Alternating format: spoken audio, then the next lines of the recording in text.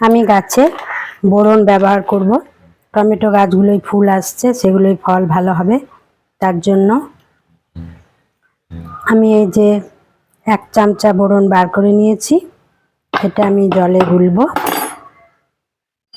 1 litre জলে গুলে এটা গাছে স্প্রে করে দেব। খুব হালকাভাবে করতে হবে, খুব বেশি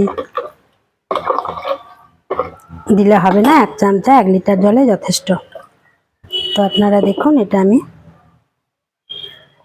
এই যে বোতলের মধ্যে ভরে নেব।